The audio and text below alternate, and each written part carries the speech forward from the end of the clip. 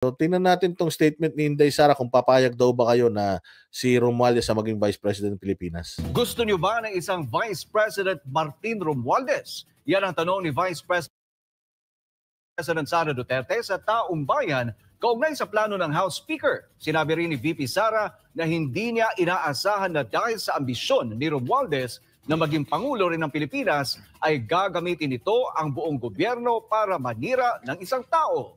Narito ang balita ni Jason Rubrico. All these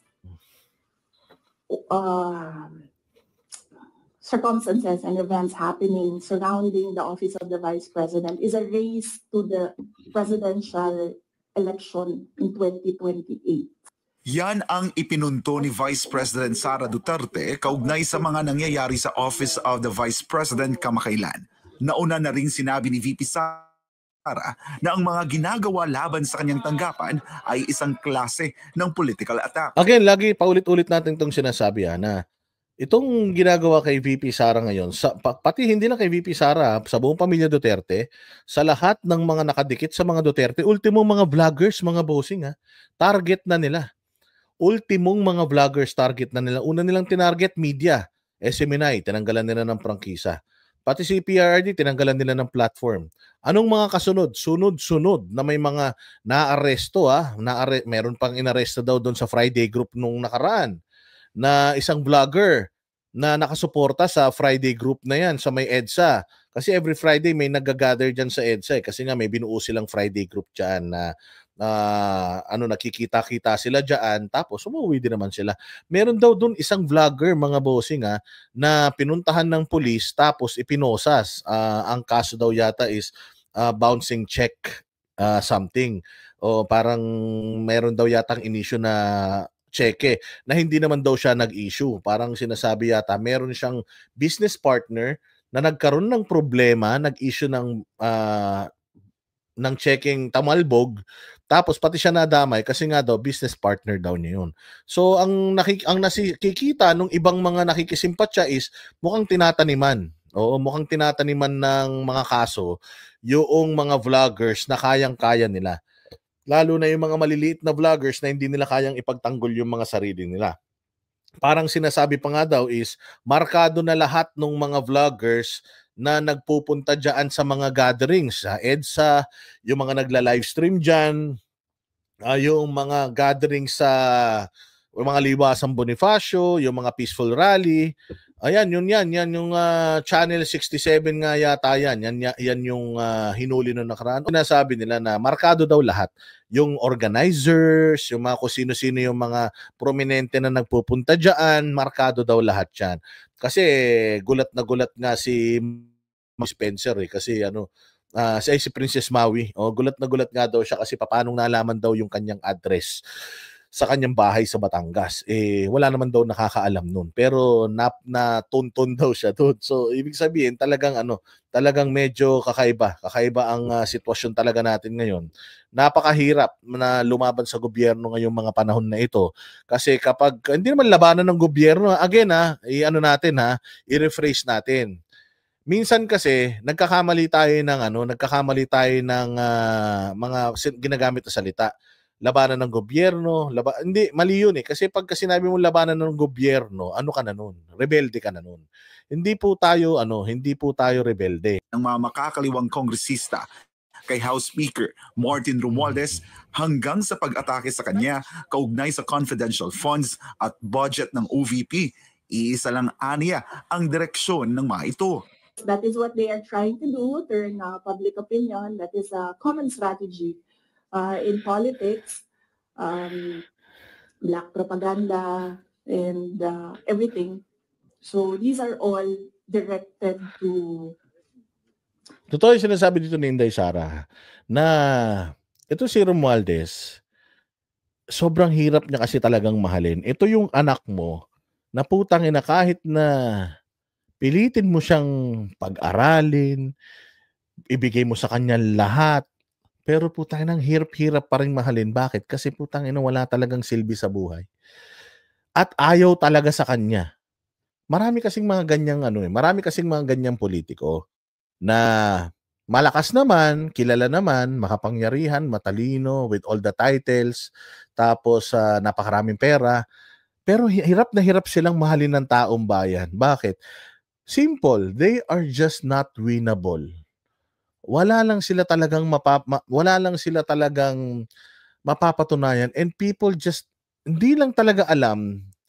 Ang hirap i-specify, pero hindi lang talaga sila gustong mahalin ng mga constituents nila dahil buwisit lang talaga sa kanila.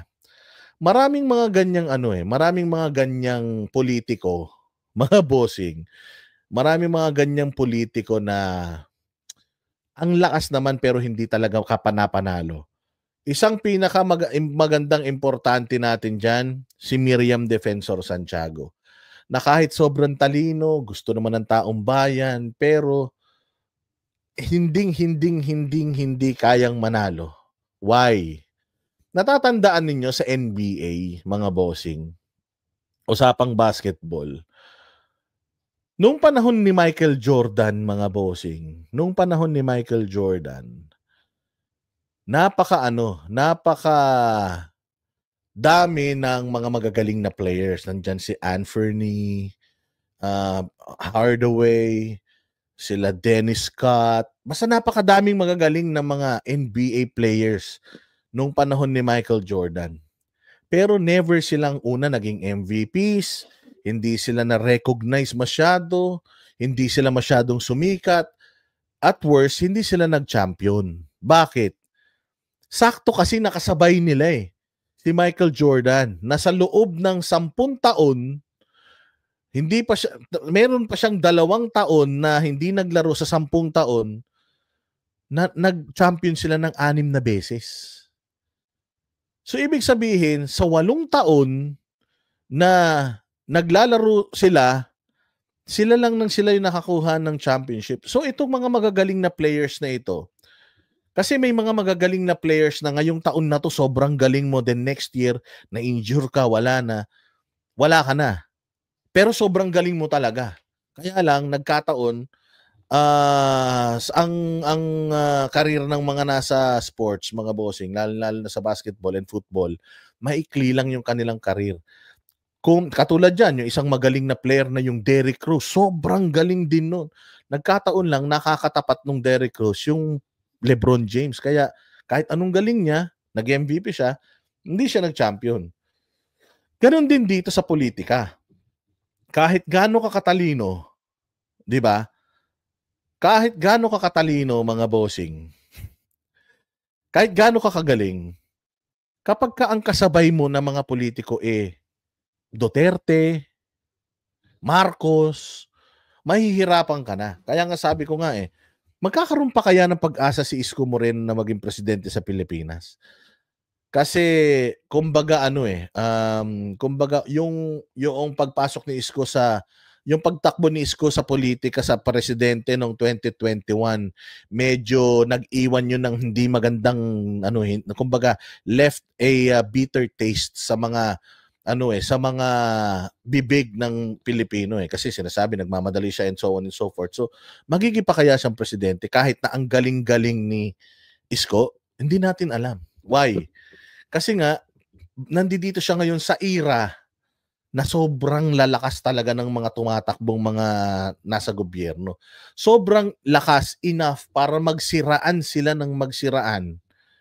Di ba napapansin ninyo nung panahon ng mga Marcos at saka ng mga Aquino, sila lang sila nananalo? Kasi nga, sobrang lakas nila, nagsisiraan na sila yung pinag-uusapan. Yung mga ibang magagaling, hindi masyadong napapansin. Just because they were wala sila doon sa right generation. Yun ang natin, yun yung nakikita natin dito. Kaya sa totoo lang, sobrang ito si Inday Sara, grabe talagang inaabot ng mga ito because sobrang lakas nila.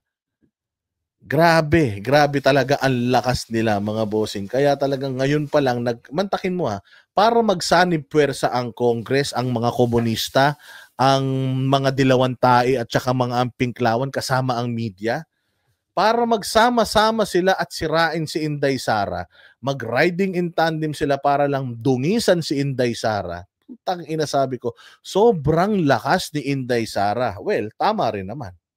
'Di ba? Tama rin naman. Kasi ikaw ba naman ang binoto ng 32 million? Putang ina, papaano mo sisirain itong tao na to sa mga Pilipino? Kailangan day one pa lang, simulan mo na. Yung buong 6 na taon, dapat simulan mo na.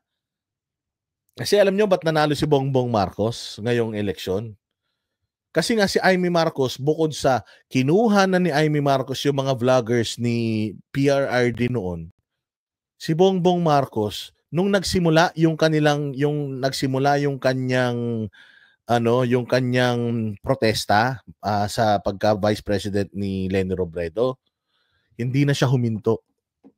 Hindi din tumakbo si Bongbong Marcos na senador during that period, yung 6 years from 2016 to 2022, hindi rin tumakbo si Bongbong Marcos na senador. Why? Ayaw niyang mawala yung reklamo niya kasi it makes him relevant. It makes him relevant yung reklamo niya kay Madam Leni Robredo, na pag-uusapan pa rin siya ng tao. May publicity pa din against him. Hindi nawawala yung pangalan niya. Kaya nga pag lumalamya, biglang nag-iingay sila natatandaan ninyo. Kaya nga nag-iingay sila kasi nga gusto nila yung pangalan ni Bongbong Marcos ma-instill sa isip ng mga tao. Tapos, nakuha na ni Amy Marcos yung mga vloggers ni Duterte na magaling magpuri, magaling mamuri ng mga sinusuportahan nilang kandidato. So ganun ang ginawa nila, nakondisyon nila yung isip nating mga Pilipino. Ngayon, ginamit ng mga Marcos yung galit natin sa mga dilawan tae. Nagpanggap siyang kakampi ng mga Marcos, ay ng mga Duterte. Kaya ibinoto siya ng taong bayan. It turned out, hindi na pala. It turned out, talagang dilawan pala sila. So yun ang problema natin. Ngayon, gusto ng mga dilawan na makuha nila yung kapangyarihan sa panghabang panahon. Paano nila gagawin yun? May nakaharang na Inday Sara. Sisirain natin yan mula day 1 ng 2022 hanggang 2026. Ginawa ko na yan Mula day 1 ng 2016, ang ingay ko na tungkol sa reklamo ko kay VP Leni Robredo Mula day 1 hanggang 2022, hanggang 2021, mga bossing, nakatanim si Bongbong Marcos hindi siya nawala sa sirkulasyon. Hindi siya nakalimutan ng tao. Kaya andaling i-offer ni Marcos. Kinuha lang nila yung mga Duterte, nanalo na kagad si Bongbong Marcos because hindi natin siya nakalimutan. Ganon din ang ginagawa nila kay Inday. Dinudurog nila si Inday since day 1 ng 2022 hanggang 2028 in the hopes na kung hindi man ito ma-impeach, sabi ko nga sa inyo pwede mo na, si PRRD, ang ginawa naman nila kay PRRD, dinurog si PRRD. Ilan lang naman ang bumoto kay PRRD? Si 16 million. So, ang ginagawa nila kay PRRD noon, dinudurog si PRRD, pero hindi nila tinry i-impeach.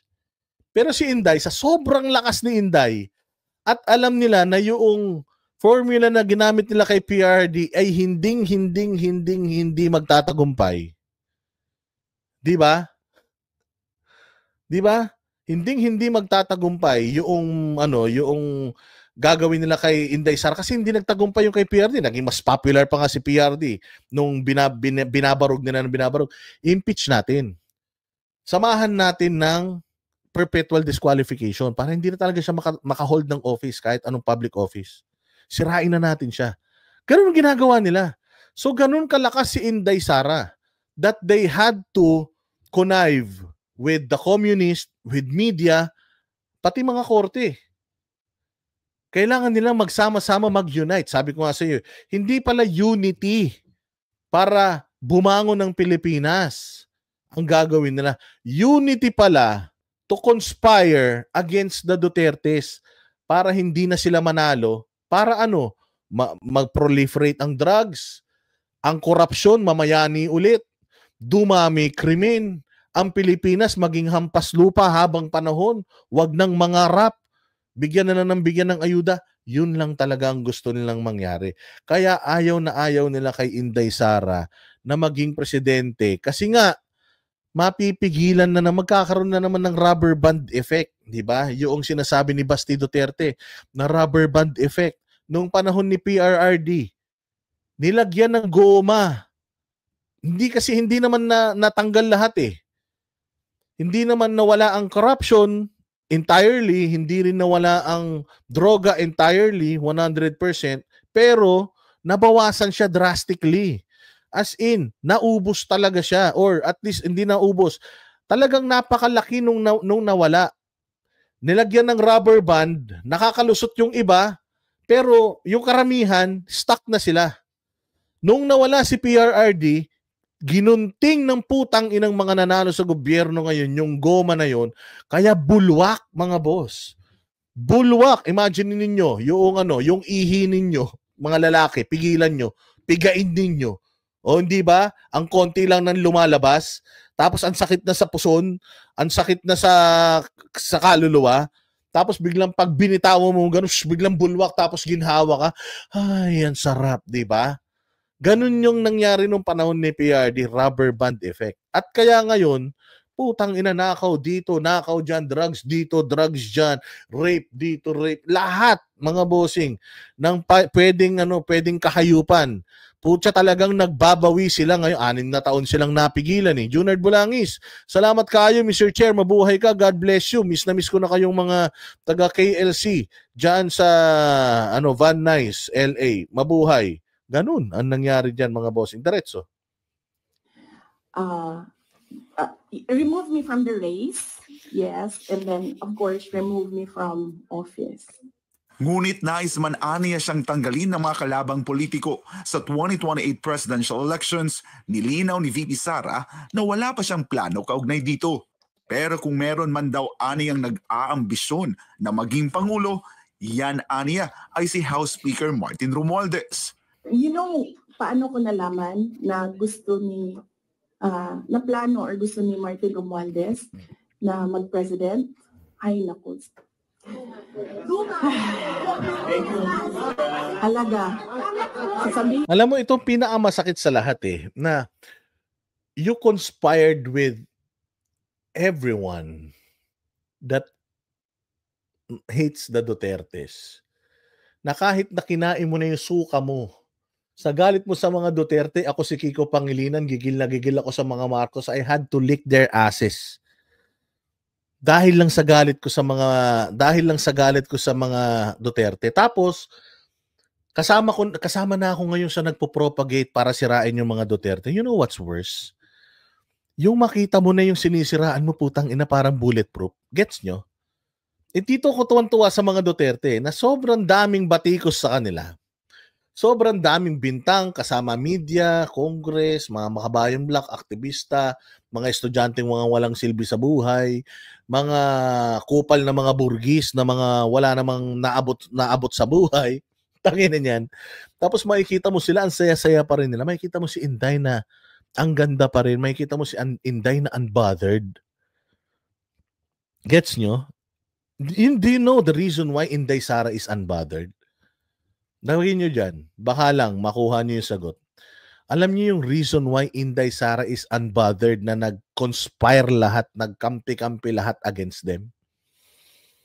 Alam niyo ba kung bakit siya parang okay lang, relax lang, nahangiti? Oo, dalawa lang yung sagot. Dalawa lang. Bilis, ilagay niyo dyan. O, sagutin ko na. You know the reason why si Inday Sara seems to be unbothered and hindi siya stressed? Kasi unang-una sa lahat, alam niya na hindi totoo yung bintang sa kanya. Pangalawa, yung sinabi ni Lizelle Mabi, kakampi niya Masay. Nakita niya yun kakampi niya Masay.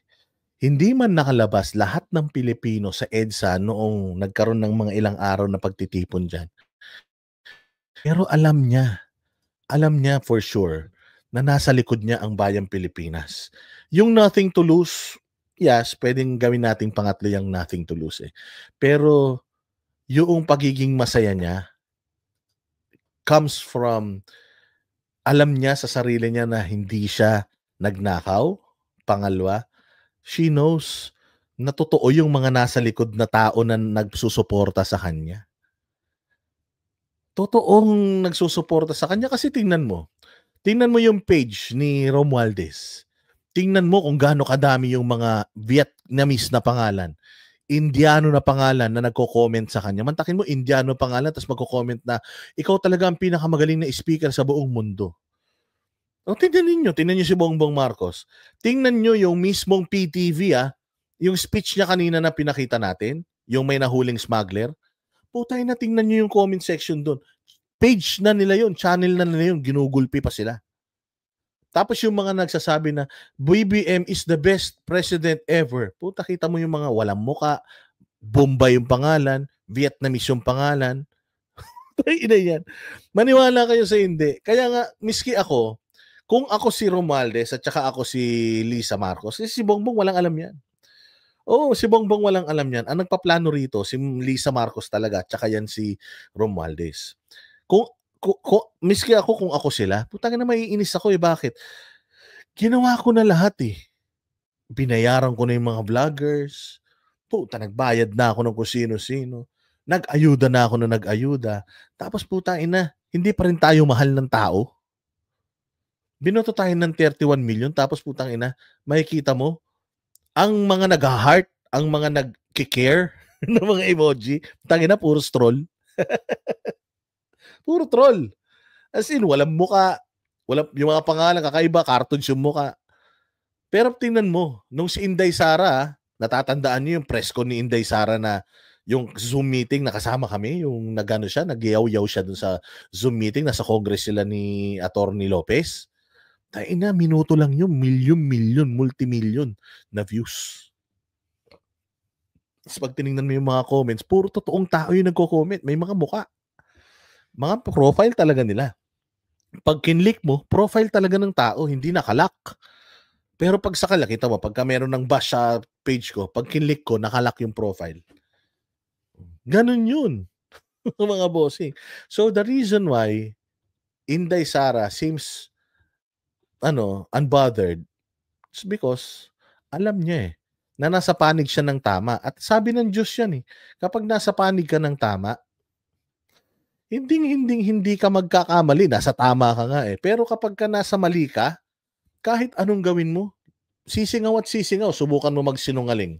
Mahuhuli at mahuhuli ka kahit ikaw ang pinakamagaling na sinungaling sa buong mundo. Why? Because nagsisinungaling ka. Oo, the word speaks for itself.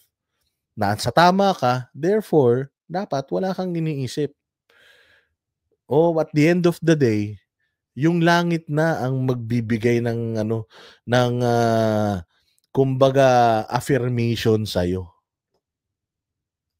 Yun ko sa'yo. And this is personal knowledge. Kasi narinig ko talaga. I was there. So, kaya alam ko sa simula pa lang, narinig ko yun, okay. Sabi ng bise na wala lang naman sa kanya ang sinabi ni Romualdez dahil lahat naman aniya ay may karapatang tumakbo para sa pagkapangulo. Pero ang hindi niya inaasahan ay itong ginagawa ng nasabing kongresista laban sa kanya. Ang hindi ko lang in-expect, yung gagamitin mo yung buong gobyerno para sirain yung isang tao. Ibinunyag din ni VP Sara na nais din ni Romualdez na maging Vice President ng bansa. Pero may paalala ang pangalawang Pangulo sa taong bayan. Kailangan magdesisyon ng taong bayan. Gusto niyo ba ng Vice President Martin Romualdez? Yan ang tanong. Kasi, yan naman kasi talaga yung plano niya. So, kailangan mag-decide ng taong bayan if you want somebody sitting there na hindi ninyo binoto. Sa huli, sinabi ni VP Sara na naniniwala siya na anuman ang mangyari sa kanya sa hinaharap ay bahagi lamang ng plano ng Diyos para sa kanyang buhay. Galing, di ba?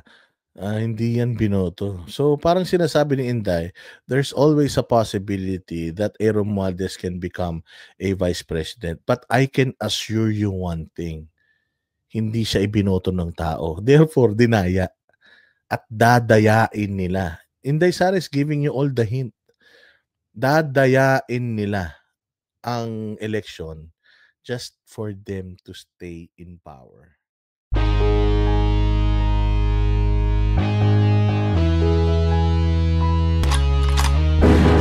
Yan ang Banateros, walang inuurungan. Pag tama palakpakan, pag mali ay babanatan. Yan ang Banateros, boses ng ordinaryong Pilipino.